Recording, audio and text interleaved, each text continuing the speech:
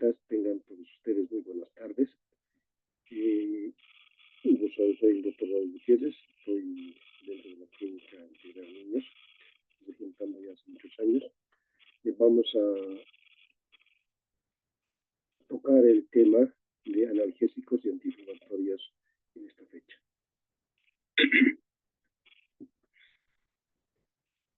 Vamos a mencionar que todos los grupos etarios, desde niños, adultos, jóvenes, personas de la tercera edad, ellos pueden adquirir medicamentos analgésicos de las farmacias. No son medicamentos que no están restringidos y que no hace falta una receta previa, ¿no? Entonces, pero en nuestra diaria consulta nosotros debemos adquirir el recetario y prescribir medicamentos de acuerdo a clínica que tenga el paciente, de acuerdo a las características biológicas que tenga el paciente. Entonces vamos a mencionar que el dolor es una experiencia sensorial bastante desagradable. Nosotros, ¿quién no ha tenido algún tipo de dolor, ¿no? Ya sea por alguna lesión, alguna caída o algún dolor dental? Este dolor dental está asociado a un daño de tejidos y que va a desencadenar una respuesta vascular y celular. Vamos a decir que también cada paciente experimenta muy distinto el dolor, ¿no? ¿Esto por qué? Porque cada persona es diferente entre una y otra, ¿no? Estamos hablando de idiosincrasia biológica.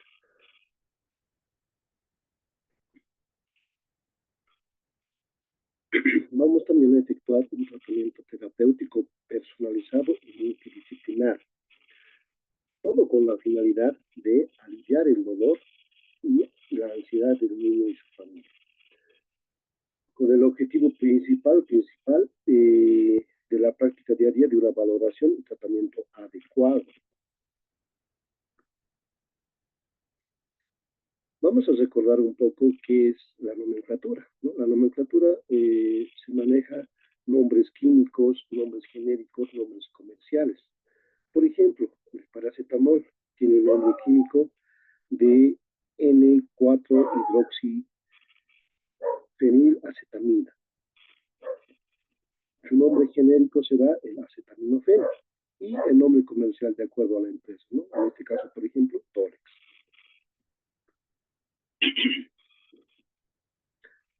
Vamos a también un poco recordar las vías de administración. Las vías de administración pueden ser enterales.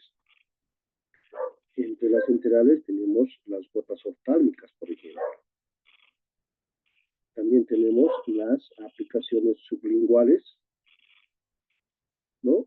O las aplicaciones vías de administración rectal. Todos estos se absorben por estas vías y se biodistribuyen, llegando a la circulación sanguínea y a la circulación encefálica, es decir, a la barrera hematoencefálica. ¿Cuáles son las vías de administración también? Existen otras que son por vía inyectable, ¿no? Es decir, estamos hablando de las vías parenterales, ¿no? Estamos hablando de las intramusculares, intravenosas y subcutáneas. ¿Cuáles son las características para la aplicación? Para la intramuscular, la jeringa y la aguja debe estar o conformar un ángulo de 90 grados para llegar al músculo. Para vía subcutánea se debe inclinar un ángulo de 45 grados. Para la vía endovenosa se debe inclinar un ángulo de 25 grados y para la vía intradérmica a nivel de la epidermis con una inclinación de 10 grados.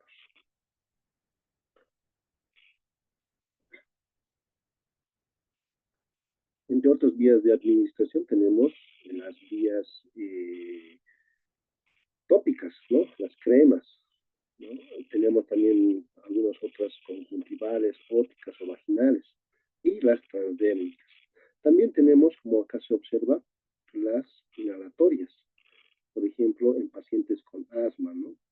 El spray que utiliza, el salbutamol que viene en spray. O también en algunos casos en odontología se utiliza la anestesia, el óxido nitroso, ¿no? Por vía inhalatoria.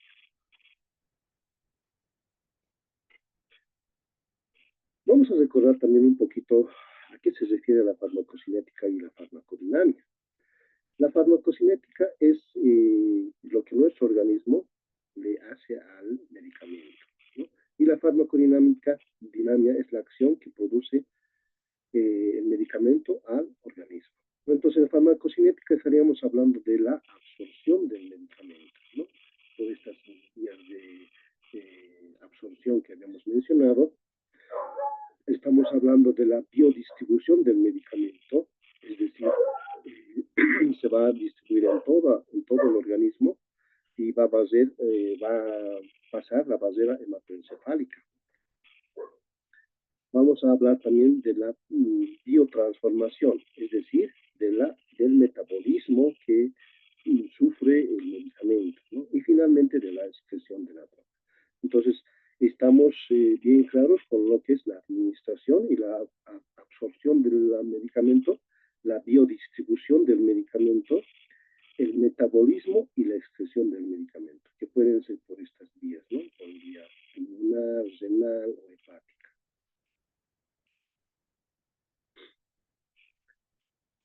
También tenemos algunas indicaciones, ¿no? Generalmente se utilizan, en la parte médica, se utilizan en estados febriles, en estados infecciosos, por ejemplo, psicosistémicos, ¿no? Coadyuvados siempre con antibióticos.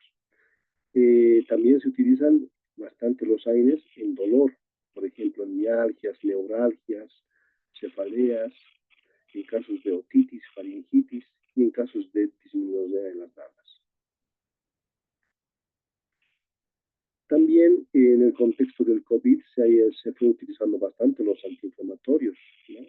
Juntamente con los corticoides, ¿no? Y otros medicamentos como los antibióticos, por ejemplo la aspirina o la heparina para prevención de la coagulación, la oxigenoterapia y la inmunomodulación con el uso de la dexametasona. Tenemos los antiinflamatorios no esteroideos, ¿no? Estos, ¿cómo funcionarán? ¿No? Tienen la capacidad principal de inhibir el ciclo de la ciclooxigenasa 2. ¿No? Y al inhibir este ciclo va a resultar que va a producir analgesia, va a bajar la temperatura y va a producir un estado de antiinflamatorio. Va a inhibir la inflamación. Entonces, al inhibir el ciclo de la ciclooxigenasa 2, al mismo tiempo inhibe la ciclooxigenasa 1 y contribuye a los efectos secundarios en el tubo digestivo. Entonces, para que entendamos un poco mejor, tenemos este pequeño gráfico donde a nivel de la membrana celular existen los fosfolípidos de membrana, ¿no? Que forman el ácido araquidónico. Este ácido araquidónico va a ir a producir los mediadores de la inflamación, es decir, los prostanoides, las prostaglandinas, convoxanos y los leucotrienos, que son responsables de la inflamación. Entonces, al momento de que el ácido araquidónico se forma, pasa por un ciclo, el ciclo de la ciclooxigenasa 1 y la ciclooxigenasa 2, que son los responsables, ¿no? de formar estos mediadores de la inflamación. Es así que los AINES actúan a este nivel, a nivel de la ciclooxigenasa 1 y la ciclooxigenasa 2. Por tanto, también al impedir la inflamación y el dolor, al mismo tiempo va a alterar la protección de la mucosa gástrica, ¿no? Entonces es importante saber manejar los antiinflamatorios, ¿no? La cantidad, el tiempo que se le va a prescribir los antiinflamatorios, ¿no? Porque podemos causar una lesión gástrica. vamos a recordar un poquito qué es la inflamación. Y la inflamación es una reacción local del organismo frente a una agresión, ¿no? Puede ser agresión de tipo muy traumática, con pérdida de tejido o una lesión leve, simplemente una contusión podría ser. Esta reacción puede ser mayor al agente que lo causa, por eso es que se usan los agentes antiinflamatorios, ¿no? Generalmente esos traumas existen bastantes elementos que defienden, ¿no?, a nuestro organismo, ¿no? Por ejemplo, están los leucocitos, que por diapéresis, al migrar a la piel, ¿no?, estos se convierten en mastocitos, ¿no? Y estos van a ir a producir una defensa. Y al producir la defensa también se producen estos mediadores de la inflamación, ¿no? Entonces, cuando esto sobrepasa, es necesario el uso de los antiinflamatorios sistémicos y antiinflamatorios locales. También tenemos los analgésicos, ¿no? Son fármacos que actúan para el alivio del dolor. Son adictivos y no adictivos, ¿no? También tenemos los antipiréticos. Son fármacos que actúan sobre el centro termorregulador, provocando el descenso de la temperatura. ¿Cuál será la clasificación grande de los antiinflamatorios, ¿no? Específicamente tenemos tres: los antiinflamatorios no específicos, es decir, los AINES, ahí están los salicilatos, no salicilatos, están las enzimas antiinflamatorias, estamos hablando de las enzimas proteolíticas y los agentes fibrinolíticos, ¿no? Por ejemplo, estos son la papaína y la estreptoquinasa. Y los antiinflamatorios específicos, la colchicina y los compuestos del oro, la cloroquina y los salicilatos. Es una clasificación grande de los antiinflamatorios. Por el momento vamos a ver esto, los antiinflamatorios no esteroideos.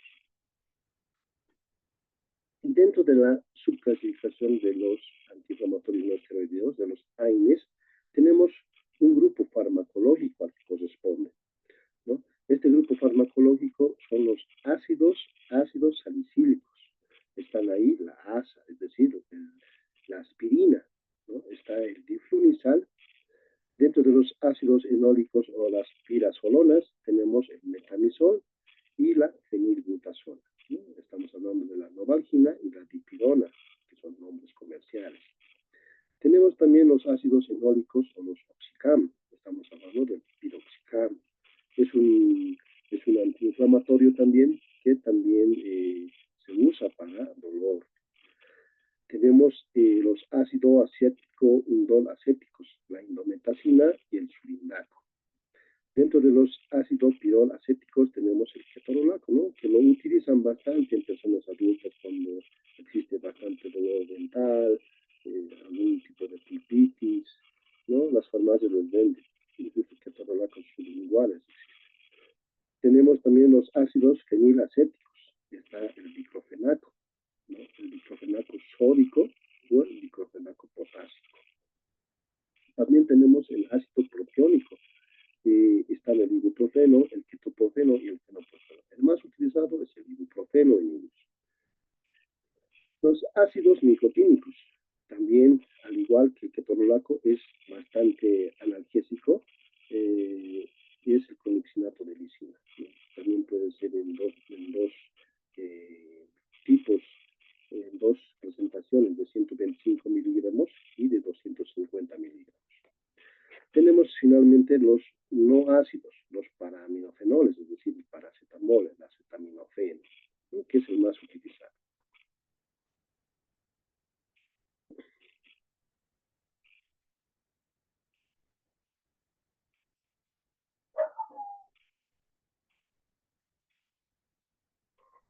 Tenemos una clasificación de la FDA, ¿ya?, que indica eh, la categoría al que puede corresponder cada medicamento, ¿no?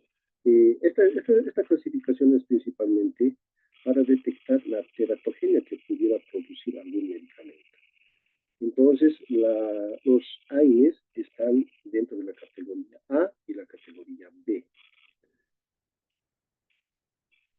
También tenemos la categoría C, pero existe un riesgo de producir los fetos eh,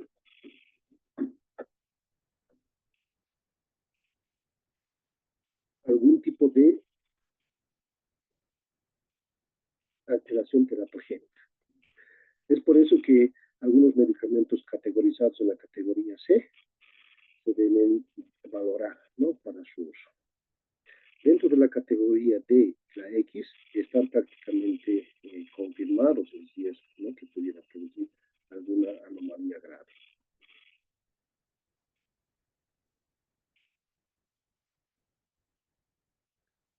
La Organización Mundial de la Salud, la OMS, indica la eficacia clínica de los analgésicos menores y mayores, ¿no? En odontología se prescriben principalmente analgésicos menores. ¿Cuáles son las acciones de los AINES? Las acciones principalmente son la de inhibir el ciclo de la ciclooxigenasa 1 y el ciclo de la ciclooxigenasa 2.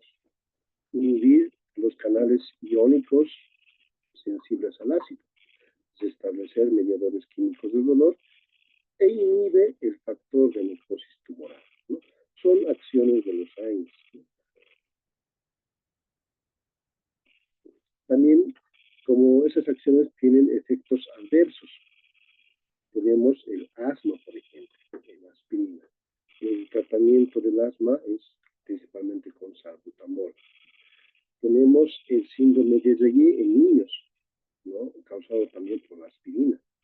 También no olvidemos que la aspirina, una de las funciones, aparte de ser analgésico, antiinflamatorio y antipirético, una de las funciones es ser antiagregante plaquetario, ¿no? El metamizol también puede producirnos anemia, hemorragias, también la dipirona, al igual que la novalgina. El ketorolaco produce mareos, somnolencia. El ketorolaco con citricina también puede provocar ictericia. Dentro de los efectos adversos de los AINES, también existe la nefropatía analgésica, son nefrotóxicos.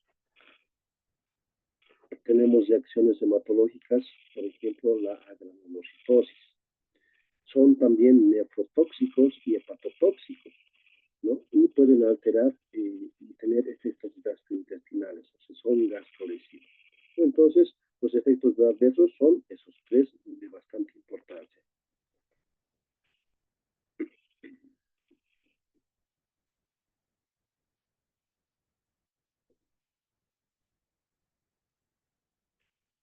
El uso inapropiado y prolongado de los AINES va a producir la inhibición de la síntesis de prostaglandinas a nivel de la mucosa gastrointestinal, ¿no? Al inhibir las prostaglandinas de la mucosa, va a bajar la producción del moco bicarbonato, ¿no?, y el flujo sanguíneo. Por otro lado, baja la reparación epitelial, es decir, que va a existir también una baja función inmunológica, ¿no? Por lo tanto, va a existir un daño gastrointestinal.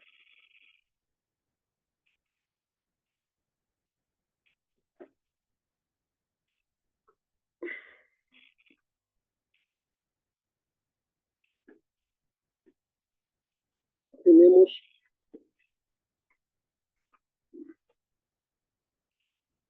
tenemos también algunas complicaciones en el uso de los AINES, por ejemplo, la anemia por hemorragia gastrointestinal, ¿no? Tenemos mala absorción, disfunción ileal, estenosis intestinal en el diafragma y las complicaciones más graves pueden ser las obstrucciones intestinales,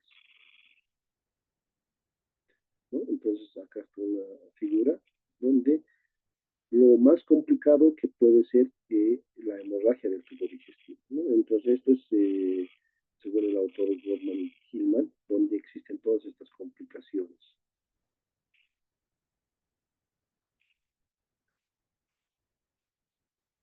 ¿Qué cuidado se debe tener al momento de prescribir, especialmente en el embarazo, ¿no?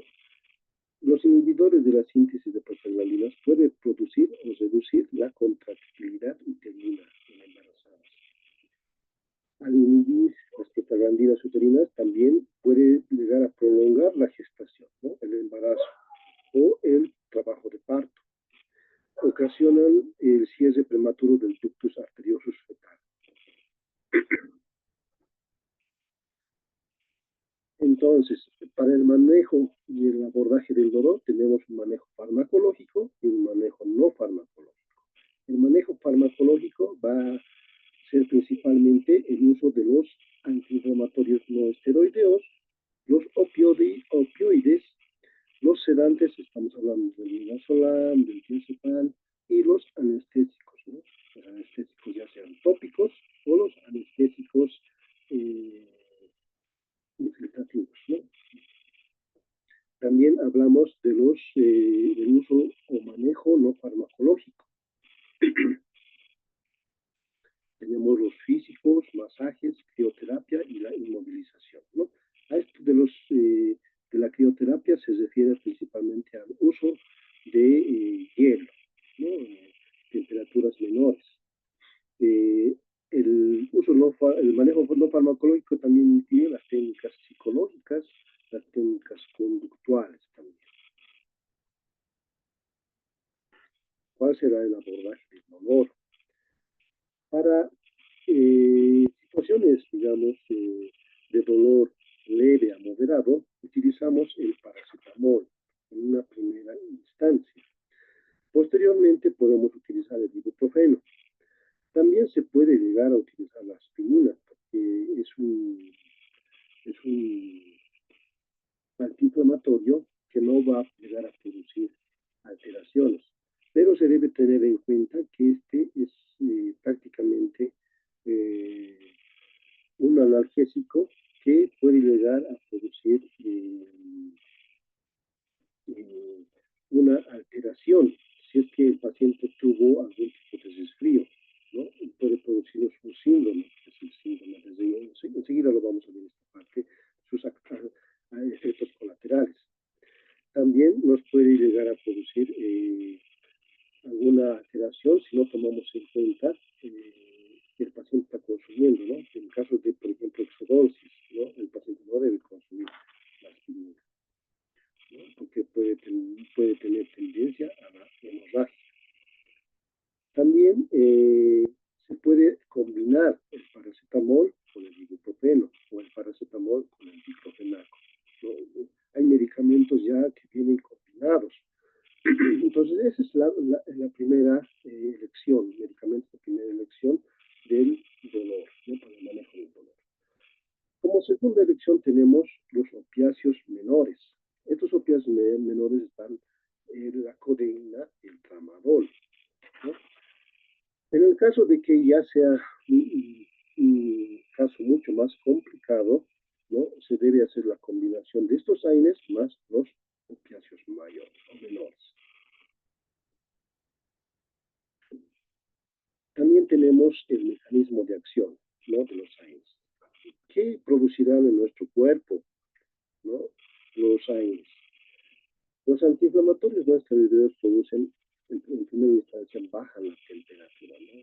Regulan la temperatura. También tienen la acción de ser antiinflamatorios, ¿no? Van a producir la inhibición de la inflamación. También van a ser analgésicos, ¿no? Van a evitar el dolor y son antiagregantes fractales, especialmente lo que les hablaba de la aspirina, ¿no? También tenemos la propiedad uricosúrica, ¿no? Expulsa el ácido úrico a nivel celular, ¿no? Es decir, estamos hablando de un medicamento que es la colchicina, ¿no? Entonces, eso a manera de conocimientos generales. Cada antiinflamatorio no esteroideo, ¿no? Que vemos acá, que son de uso cotidiano y de más usados, tienen características, ¿no? Algunos son mucho más antitérmicos, es decir, antifebriles, otros son más antiinflamatorios y otros son más analgésicos. Tenemos, por ejemplo, la aspirina, que tiene las tres características, son antitérmicos, antiinflamatorios y analgésicos. El paracetamol es antitérmico, analgésico. El metamizol es mucho más antitérmico, ¿no? Es antifebril, al igual que el piroxicam, pero el piroxicam también es analgésico. Eh, También hablamos de la indometacina, que es más antiinflamatorio y más analgésico. El ketorolaco y el clonidinato de lisina son prácticamente solamente analgésicos, ¿no? Obviamente que tienen también propiedades antiinflamatorias, pero son más analgésicos. El diclofenaco tiene la propiedad de ser más antiinflamatorio. El ibuprofeno también es antitérmico, se usa bastante para bajar la fiebre y también es antiinflamatorio. Tenemos antiinflamatorios no esteroideos, ¿no? Dentro de estos antiinflamatorios no esteroideos está los salicilatos. Estamos hablando del ácido acetil salicílico, que para adultos viene en una dosis de 500 miligramos, 3 veces por día. Estamos indicando de que se puede dar cada 8 horas. También hablemos del diflunisal, de 500 miligramos, se puede dar en cada 12 horas, ¿no? 2 veces por día. Es un poco menos irritante que la aspirina. ¿Cuál será el mecanismo de acción de los salicilatos? Este medicamento, la aspirina, ha sido utilizado por bastante tiempo, ¿no? Nuestros abuelos, nuestros papás utilizaron, incluso nosotros hemos utilizado la aspirina, ¿no? Principalmente, ¿por qué? Porque causaba sensación de bienestar cuando se tomaba, ¿no? Cuando existía una cefalea, ¿no? Curaba el dolor de cabeza, ¿no? También calmaba los dolores dentales, ¿no? Y aliviaba otros dolores. También deprime el sistema del centro termorregulador del hipotálamo, ¿no? Entonces, cuando existe una temperatura alta, va a bajar la temperatura haciendo esa termorregulación. También disminuye el dolor, la penetración y la rigidez articular de los salicilatos, ¿no? Entonces, bastante utilizado, pero es importante saber utilizar, ¿no? De una forma adecuada. No está indicado mucho en los niños pequeñitos, pero sí en los ya niños de edad escolar, adolescentes, preadolescentes. Pero tenemos que tomar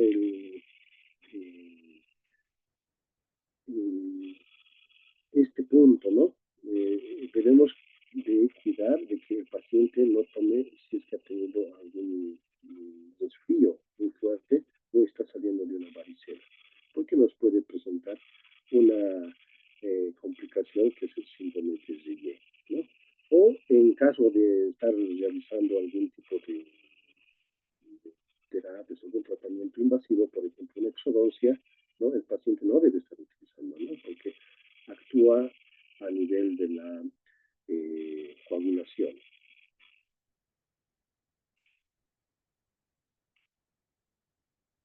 ¿Cuál será la dosis del adulto de la aspirina, ¿no? El ácido acetilsalicílico es de 500 miligramos cada 6 horas, cada 4 horas y cada 6 horas.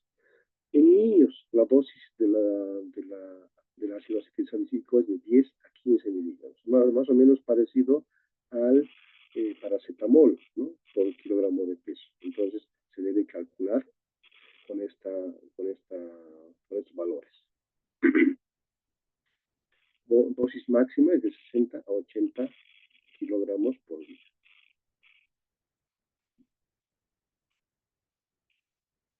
Es decir, 60 a 80 miligramos por kilogramo día. No, vamos a hablar también de los salicilatos. A nivel respiratorio aumenta la ventilación pulmonar. A nivel gastrointestinal puede llegarnos a producir una irritación, náuseas, trastornos digestivos, úlceras, hemorragias, ¿no? Es un poco complicado, entonces se debe tomar en cuenta, ¿no? De acuerdo a su historial clínico. A nivel sanguíneo inhibe la agregación plaquetaria, como les decía, con aumento del tiempo de sangre. Entonces, Este punto se debe tomar en cuenta en casos de algún tratamiento invasivo, por ejemplo, ¿no? Por ejemplo, la exodosis. Hablemos del paracetamol. El paracetamol es un antiinflamatorio no esteroideo que tiene la característica de ser antipirético y analgésico. La dosis en adultos es de 500 miligramos cada 6 horas o cada 4 horas podemos aplicar. Máximo 4 gramos al día. Eso en adultos. También la dosis del paracetamol es de 10 a 15 miligramos por kilogramo de peso, ¿no? Entonces podemos aplicar de 4 a 6 cada 6 horas, ¿no? Se puede dar. Máximo 2 gramos por día. Ahora, ¿cómo es la aplicación del paracetamol? Esto les vamos a explicar un poquito, ¿ya? De 10 a 15 miligramos podemos tomar estos dos valores. Este valor menor, que es de 10 miligramos, podemos multiplicar por el peso del paciente. Póngale que tiene un paciente de 18 kilogramos, ¿no? Entonces, multiplicado por 10 daría 180 miligramos, ¿no? Entonces, 180 miligramos, ¿cómo lo convertimos o cómo realizamos la conversión y para darle en ml? Simplemente estos 180 miligramos se multiplican, no se hace una regla de 3 con estos valores de la presentación del paracetamol. Quiere decir acá que este paracetamol de 120 miligramos viene en 5 ml. Entonces nuestra conversión, ¿cómo será? 180 miligramos por 5 dividido entre 120, ¿no? Lo que nos va a dar como resultado 7.5. Entonces este 7.5 es la cantidad en ml que tenemos que darle a nuestro paciente, ¿no? Entonces, claro, fácil y sencillo, ¿no? Ahora, ¿cuándo utilizamos esta dosis, este valor más alto de 15 miligramos? ¿No?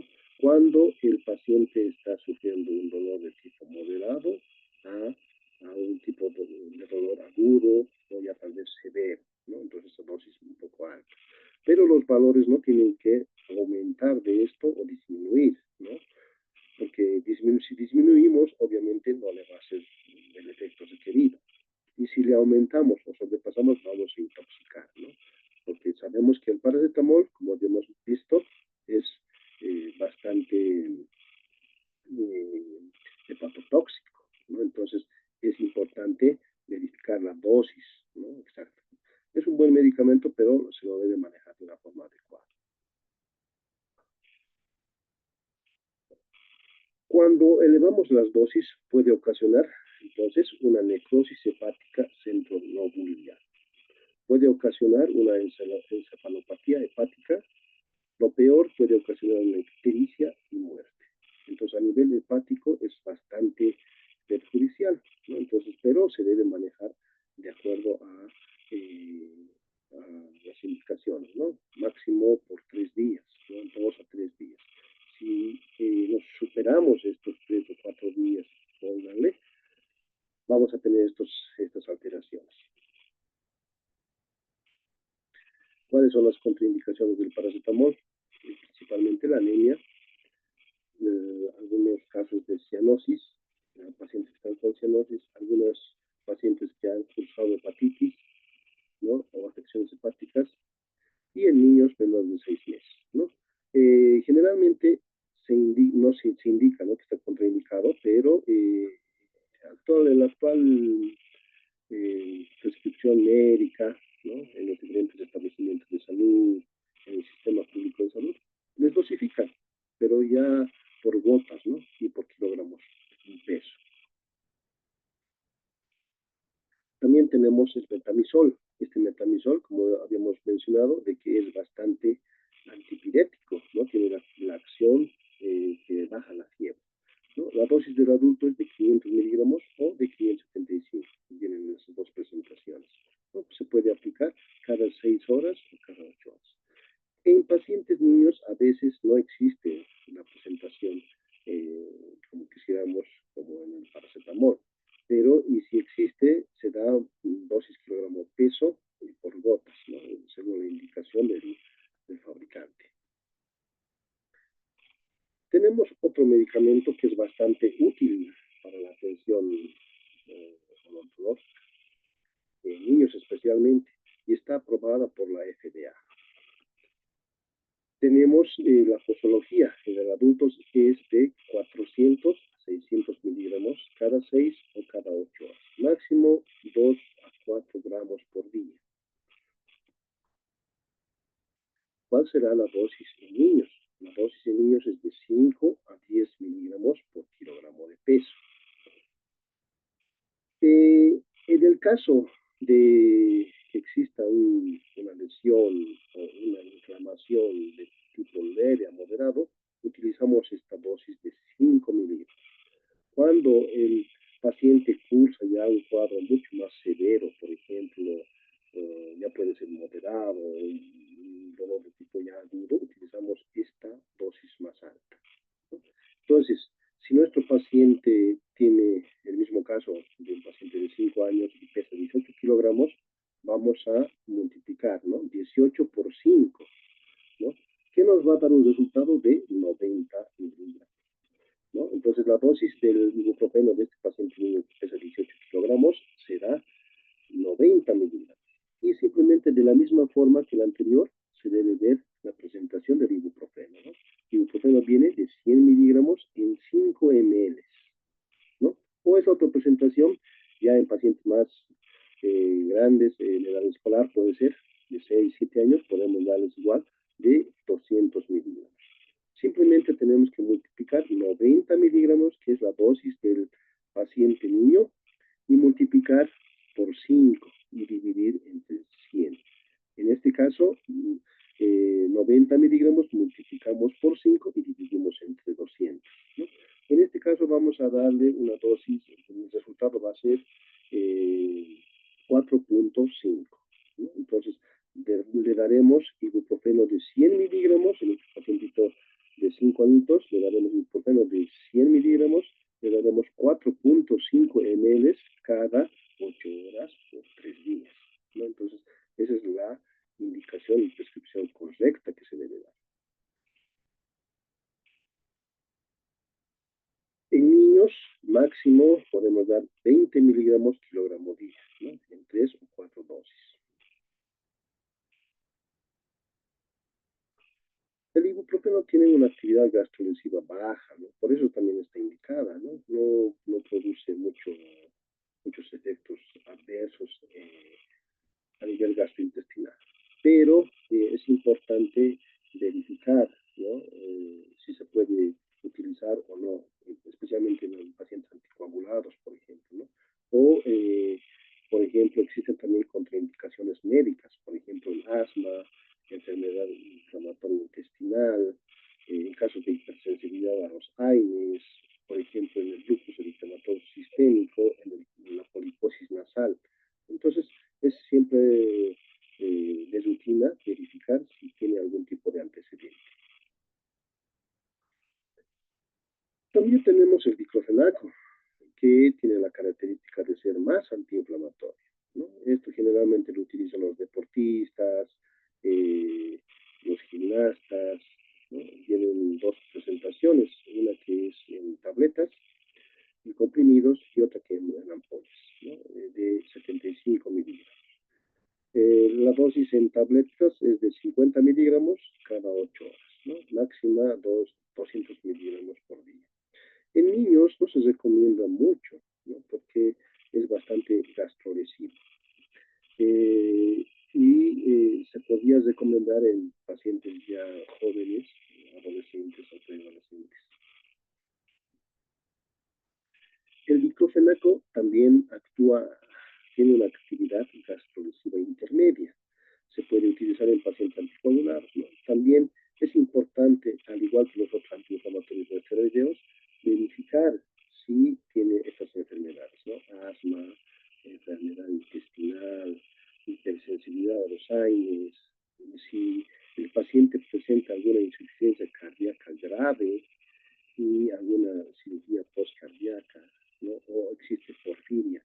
Son dos elementos que también se agregan a las contraindicaciones médicas. ¿no? Aparte de lo que ya habíamos mencionado con la poliposis nasal, el lupus eritematoso sistémico.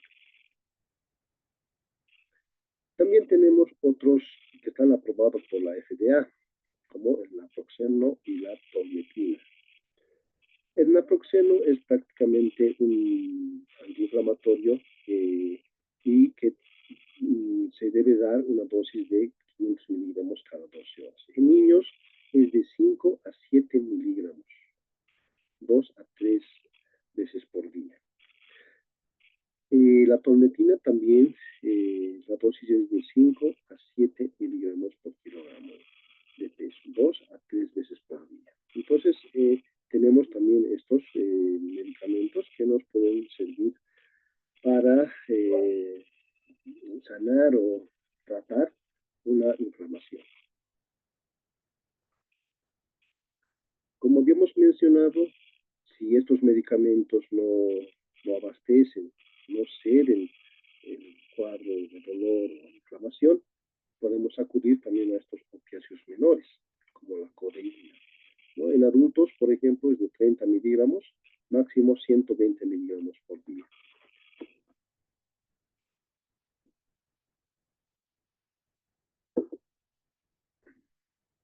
También tenemos la dosis del adulto, ¿no? Del niño.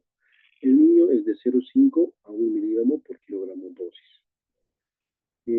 Podemos también hacer la combinación con el acetaminofeno, o es decir, el paracetamol.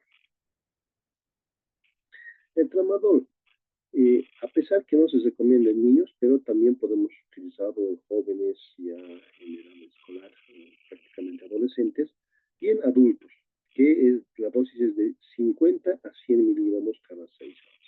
Una dosis máxima de 400 miligramos por día.